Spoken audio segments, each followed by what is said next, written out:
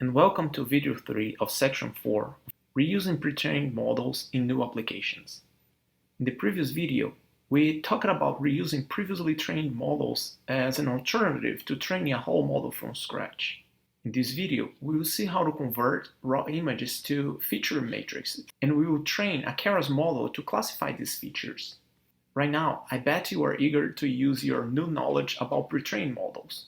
So just go ahead and download the Dogs vs. Cats dataset, in case you haven't done that yet.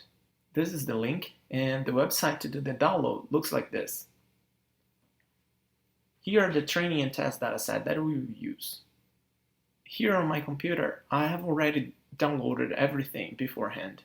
After downloading, we will have 25,000 images for training and 12,500 for test.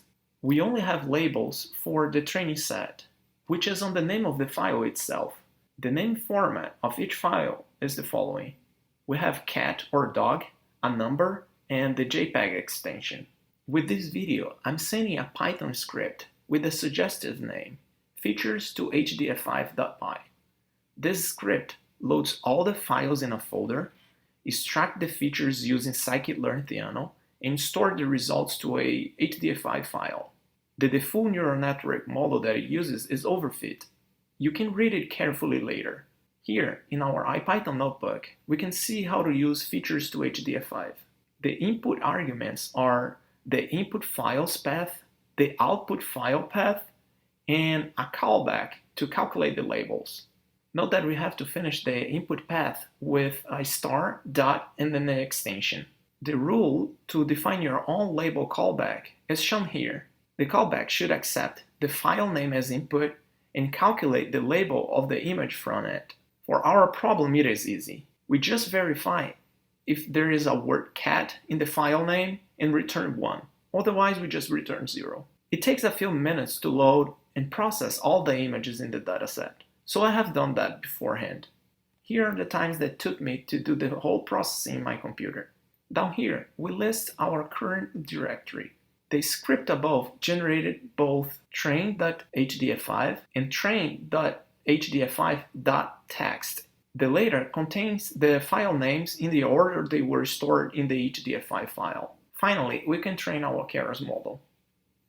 First, we import all that we will need here and load the features with H5Py, which already comes with Anaconda, the Python distribution that we installed in the beginning of this course.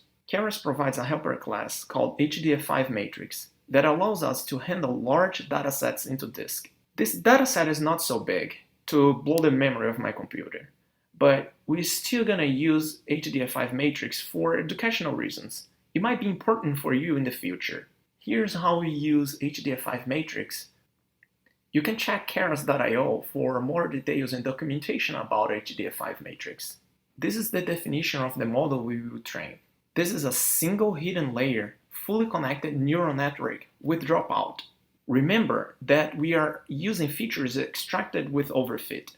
So the overall transformation from the original input images to the labels is actually a 9 layers deep. Just as a recap, dropout is used to add some regularization to the network to avoid it from learning trivial solutions and overfitting to the training dataset. Here are a few details about the parameters for our training procedure. We will train in batches of size 100 for a total of 10 epochs. We will use Keras model checkpoint callback to monitor the accuracy of the trained model in the validation dataset. This callback also saves the best model. The destination file for our best model will be bestmethod.hdf5. This idea of keeping the model state that perform better on a held out dataset is called cross-validation. I bet you already know that, but it doesn't hurt to remember, right? Now let us run our training algorithm.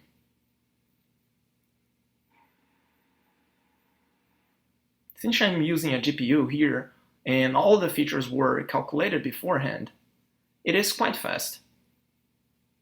It's already done. In this fit method, we pass our HDF5 matrices as input and as validation data. When using HDF5 matrix, Keras requires that we define this parameter shuffle equals to batch. which is a compatible data shuffling strategy. In this cell, we load the neural network that had the best results on the validation dataset. To do that, we simply use the model's load weights method.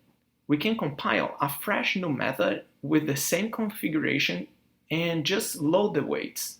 So if you want to deploy your Keras model into production, that is what you will need to have in your server: the model configuration and the weights, which are stored in a HDF5 file. Let us visualize a few results on the test data.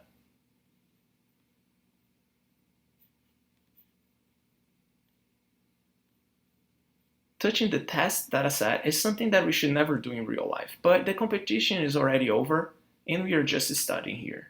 This script just opens the test set features, open the test set files, and pass it as input to the model.predict classes. Keras creates this predict classes function alongside all the other functions when we call the compile method. From the resulting class, we can check which label it represents and plot the results.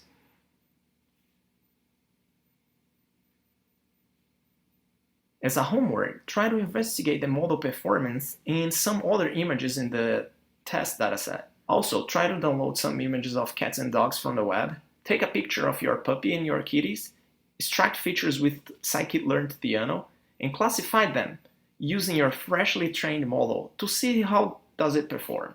Also, I have another challenge. Can you think of another problem which you can solve using the same strategy of pre-trained deep convnets plus Keras? If you do something like this, and I'm sure you will do, post it on Twitter or Reddit and tag me. I'd love to see what you can do. In this video, we extracted features from images of cats and dogs using a pre-trained deep convolutional neural network and learned how to classify them using Keras. This video also ends our section. This section was dedicated to learn what is the ImageNet dataset, which models were trained using it, and also how to learn those models with Theano. In the next section, we are going to study my personal favorite subject in neural networks: for loops in Theano and recurrent neural networks.